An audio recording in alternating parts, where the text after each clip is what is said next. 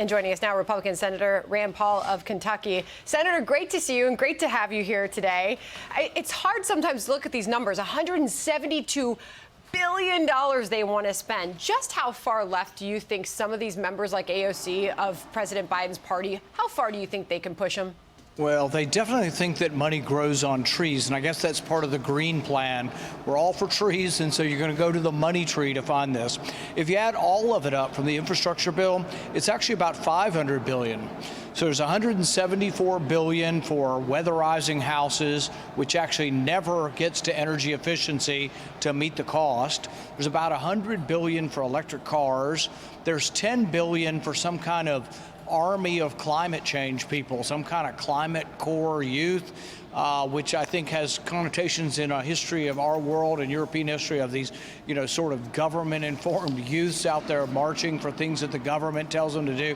I think all of it's horrendous, but the biggest problem is the financial drain on the country and the future of our country by spending so much money we don't have.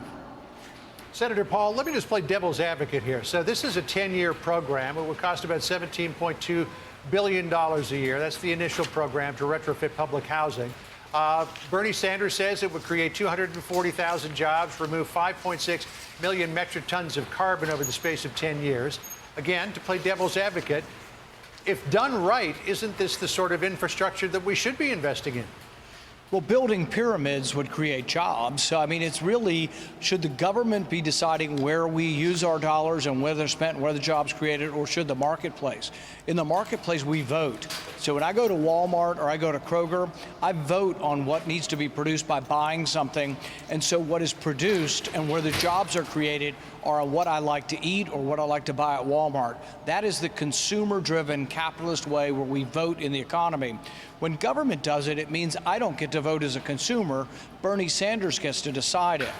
The one thing we have to know if we're really concerned about carbon footprint, one public policy item and one sort of industrial decision has accounted for more reduction in carbon than any other decision in the history of this movement, and that's fracking. And so they're against the one thing that actually has reduced the carbon footprint. As we've converted to natural gas, we have reduced the carbon footprint, but that's almost entirely from a technology called fracking that almost every Democrat stands up and speaks out against. So let's be honest about this. If you really want to lower carbon footprint, you need to be for more fracking, you need to be for introducing it around the world. Instead, they're trying to stop it. I want to get to Maxine Waters' comments. As we know, some members of your party are pushing to censure her, hold her accountable for what they say was incitement of violence.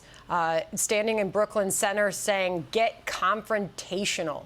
Do you believe that her purpose, Senator, was to incite violence? Well, this is the hypocrisy. Her language certainly sounds like that. What her intentions are, I don't know, but her language sounds incendiary.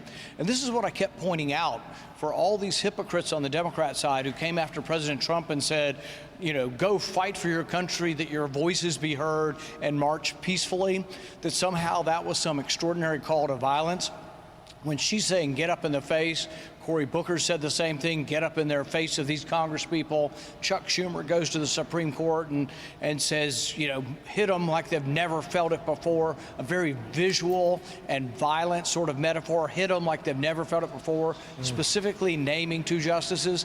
Yes, the Democrats are hypocrites for this, but they do need to tone it down, because the thing is we have cities on fire, we have police stations being burned, we have not just a few people killing, we have dozens and dozens and dozens of people being injured, police officers, people being killed in the riots in our cities, and yes, she needs to tone it down.